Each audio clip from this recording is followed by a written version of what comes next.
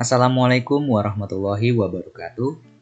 Perkenalkan, nama saya Agus Dwi Rahmanto dari kelas 02 SMJP 022 dengan NIM 221010505398. Jadi, di video kali ini saya akan menyampaikan materi yang bertujuan untuk nilai tugas akhir mata kuliah Ekonomi Mikro dengan dosen pengampu Bapak Yosi.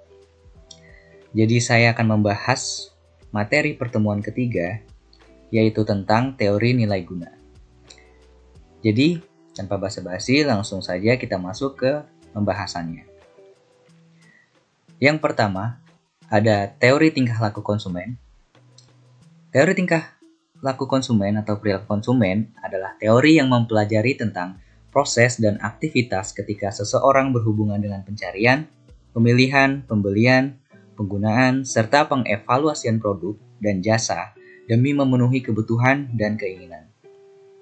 Perilaku konsumen ini merupakan hal-hal yang mendasari konsumen untuk membuat keputusan pembelian. Untuk barang berharga jual rendah, proses pengambilan keputusan dilakukan dengan mudah. Sedangkan untuk barang berharga jual tinggi, itu proses pengambilan keputusan dilakukan dengan pertimbangan yang matang. Ya. Jadi sebab-sebab konsumen membeli lebih banyak komoditi pada harga rendah dan mengurangi pembeliannya pada harga tinggi. Bagaimana konsumen menentukan jumlah dan komposisi barang yang dibeli pada pendapatan yang diperolehnya. Kemudian, teori perilaku konsumen dapat dibedakan dalam dua macam pendekatan. Pendekatan nilai guna kardinal dan pendekatan nilai guna ordinal. Dalam pendekatan nilai guna kardinal, yaitu mengenai manfaat atau kenikmatan yang diperoleh seorang konsumen dan mengonsumsi barang dapat dinyatakan secara kuantitatif. Dengan anggapan bahwa konsumen akan memaksimumkan kepuasan yang dapat dicapainya. Dalam pendekatan ini, guna ordinal, yaitu manfaat atau kenikmatan yang diperoleh masyarakat dari mengonsumsi barang-barang tidak dikuantifikasi atau tidak dapat dinyatakan secara kuantitatif. Sehingga perilaku konsumen dalam memilih barang yang akan memaksimumkan kepuasan ditunjukkan dalam kurva kepuasan sama, yaitu kurva yang menggambarkan gabungan barang yang akan memberi nilai guna atau kepuasan yang sama. Kemudian selanjutnya ada teori nilai guna. Teori nilai guna yaitu teori ekonomi yang mempelajari kepuasan atau kenikmatan yang diperoleh seorang konsumen dari mengkonsumsikan barang-barang tertentu. Ya, kalau kepuasan itu semakin tinggi, maka semakin tinggi nilai guna. Sebaliknya, semakin rendah kepuasan dari suatu barang, maka nilai guna semakin rendah pula. Dalam teori nilai guna dibedakan menjadi dua pengertian. Yang pertama ada nilai guna total, dapat diartikan sebagai jumlah seluruh kepuasan yang diperoleh dari mengkonsumsikan sejumlah barang tertentu. Dan yang kedua ada nilai guna marginal. Nilai guna marginal berarti pertambahan atau pengurangan kepuasan sebagai akibat dan pertambahan penggunaan satu unit barang tertentu. Ya. Kemudian macam-macam teori nilai guna. Ada teori nilai guna marginal utility dan anggapan yang digunakan itu adalah yang pertama, utility atau kepuasan bisa diukur dengan uang atau kardinal. Kemudian berlakunya hukum, yaitu bahwa semakin banyak suatu barang dikonsumsi, maka tambahan kepuasan atau marginal utility yang diperoleh dari setiap satuan tambahan yang dikonsumsikan akan menurun. Dan konsumen selalu berusaha mencapai kepuasan total yang maksimal. Selanjutnya, konsumen akan mencapai kepuasan total yang maksimal pada tingkat konsumsi pembelian di mana pengorbanan untuk pembelian unit terakhir dari barang tersebut adalah sama dengan kepuasan tambahan yang didapat dari unit terakhir barang tersebut. Dan dengan menganggap bahwa marginal utility semakin lama semakin menurun pada setiap tingkat konsumsi, maka kurva marginal utility akan berbentuk seperti berikut. Ya, berikut adalah kurva marginal utility konsumen A. Ya, pada gambar ini, yang hitung adalah tambahan kepuasan atau marginal utility dari setiap tambahan konsumsi. Maka, contohnya saat menyantap sate ayam porsi ke-1 memperoleh marginal utility sebesar 15 porsi. Kemudian turun menjadi 7 saat mengonsumsi porsi kedua, dan turun lagi menjadi 4 ketika mengonsumsi porsi yang ketiga.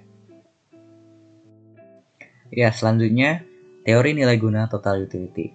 Berikut adalah gambar kurva dari total utility konsumen A. Jadi ketika A mengkonsumsi sate ayam porsi ke-1, ia mendapatkan utilitas total sebesar 15. Dan total utility naik menjadi 22 saat mengkonsumsi porsi kedua. Kemudian meningkat lagi menjadi 26 ketika mengkonsumsi porsi ketiga. Selanjutnya, pemaksimuman nilai guna. Salah satu pemisalan penting dalam teori ekonomi adalah setiap orang akan berusaha untuk memaksimumkan kepuasan yang dapat dinikmatinya. Dengan perkataan lain, setiap orang akan berusaha untuk memaksimumkan nilai guna dari barang-barang yang dikonsumsinya. Apabila yang dikonsumsinya hanya barang saja, tidak sukar untuk menentukan pada tingkat mana nilai guna dari memperoleh dan menikmati barang itu akan mencapai tingkat yang maksimum. Tetapi kalau barang yang digunakan adalah berbagai jenisnya, cara untuk menentukan corak konsumsi barang-barang yang akan menciptakan nilai guna yang maksimum menjadi lebih rumit. Untuk itu, di sini cara memaksimumkan nilai guna, ya. Kerumitan yang timbul untuk menentukan suasana atau komposisi dan jumlah barang yang akan mewujudkan nilai guna yang maksimum bersumber dari perbedaan harga-harga berbagai barang. Kalau harga setiap barang adalah bersamaan, nilai guna akan mencapai tingkat yang maksimum apabila nilai guna marginal dari setiap barang adalah sama besarnya. Maka kepuasan yang maksimum atau nilai guna yang maksimum akan diperoleh orang tersebut apabila mengkonsumsi semua barang tersebut. Baik, selanjutnya syarat pemaksimuman nilai guna. Dalam keadaan di mana harga-harga berbagai macam barang adalah berbeda, syarat yang harus dipenuhi agar barang-barang yang dikonsumsi akan memberikan nilai guna yang maksimum adalah setiap rupiah yang dikeluarkan untuk membeli unit tambahan berbagai jenis akan memberikan nilai guna marginal yang sama besarnya. Baik, selanjutnya masuk ke teori nilai guna dan teori permintaan. Dengan menggunakan teori nilai guna, dapat diterangkan sebabnya kurva permintaan bersifat menurun dari kiri atas ke kanan bawah yang menggambarkan bahwa semakin rendah harga suatu barang, semakin banyak permintaan ke atasnya. Maka dari itu ada dua faktor yang menyebabkan permintaan ke atas suatu barang berubah apabila barang itu mengalami perubahan. Yaitu yang pertama ada efek penggantian. Efek penggantian adalah perubahan cita rasa konsumen dalam mengkonsumsi suatu barang apabila dibandingkan dengan barang-barang lain sebagai akibat perubahan harga barang tersebut. Perubahan harga suatu barang mengubah nilai guna marginal per rupiah dari barang yang mengalami perubahan harga tersebut. Kalau harga mengalami kenaikan, nilai guna marginal per rupiah yang diwujudkan oleh barang tersebut menjadi semakin rendah. Kemudian yang kedua ada efek pendapatan. Efek pendapatan adalah pengaruh atau akibat perubahan harga suatu barang terhadap pendapatan konsumen yang menggunakan barang yang mengalami perubahan harga. Kalau pendapatan tidak mengalami perubahan, maka kenaikan harga menyebabkan pendapatan real menjadi semakin dikit. Dengan perkataan lain, kemampuan pendapatan kenaikan harga menyebabkan konsumen mengurangi jumlah berbagai barang yang dibelinya, termasuk barang yang mengalami kenaikan harga. Penurunan harga suatu barang menyebabkan pendapatan real bertambah. Dari ini akan mendorong konsumen menambah konsumen barang yang dibelinya. Akibat dari perubahan harga kepada pendapatan ini yang disebut efek pendapatan. Ya, selanjutnya ada paradoks nilai. Perbedaan harga yang terjadi suatu barang, contohnya antara harga air dan berlian terdapat perbedaan harga yang cukup tinggi. Air ialah barang yang sangat berharga pada manusia, tetapi harganya sangat murah. Sedangkan berlian bukan merupakan barang yang penting dalam kehidupan sehari-hari, tetapi harganya jauh lebih tinggi dari harga air. Keanehan inilah yang dinamakan paradoks nilai.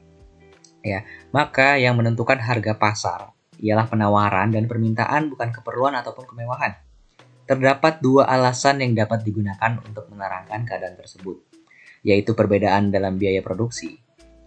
Air merupakan benda yang mudah didapat di berbagai tempat sehingga untuk memperolehnya tidak diperlukan biaya yang terlalu besar. Tetapi tidak demikian halnya dengan berlian, sebab ia merupakan barang yang sangat sukar untuk diperoleh dan biaya untuk memproduksinya sangat tinggi. Tetapi jawaban ini belum memuaskan untuk menerangkan perbedaan harga antara air dan berlian, karena sesuatu yang sangat langka bukanlah berlian saja, misalnya batu dari bulan. Teori nilai guna memberikan alasan yang lebih meyakinkan mengenai sebabnya perbedaan harga antara air dan berlian. Perbedaan tersebut disebabkan oleh nilai guna marginal, karena nilai guna marginal lah yang menentukan apakah suatu barang itu mempunyai harga yang tinggi atau rendah. Air sangat mudah diperoleh, maka orang akan mengkonsumsi air pada tingkat di mana nilai guna marginal air sangat murah. Ya, kemudian ada surplus konsumen. Teori nilai guna dapat pula menerangkan tentang wujudnya kelebihan kepuasan yang dinikmati oleh para konsumen.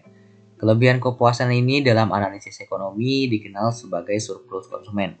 Surplus konsumen adalah kelebihan kenikmatan konsumen dalam mengkonsumsi sesuatu barang apabila dibandingkan dengan pembayaran yang perlu dilakukan untuk memperoleh barang tersebut. Kepuasan yang diperoleh selalu lebih besar daripada pembayaran yang dibuat. Contohnya, seorang konsumen pergi ke pasar untuk membeli mangga dan bertekad membeli satu buah mangga yang cukup besar apabila harganya itu 1.500. Ya, sesampainya di pasar, dia mendapati bahwa mangga yang ia inginkan hanya berharga Rp1.000. Jadi, ia dapat memperoleh mangga yang diinginkan dengan harga 500 lebih murah daripada harga yang bersedia dibayarkan. Ya, nilai 500 ini dinamakan surplus konsumen. Dan berikut adalah gambar surplus konsumen.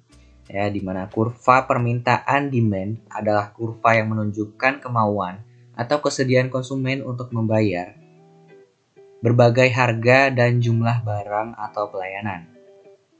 Dan surplus konsumen itu ditunjukkan oleh luas area segitiga POEA di bawah kurva permintaan atau kurva demand, kurva willingness to pay, hingga di atas harga equilibrium PO.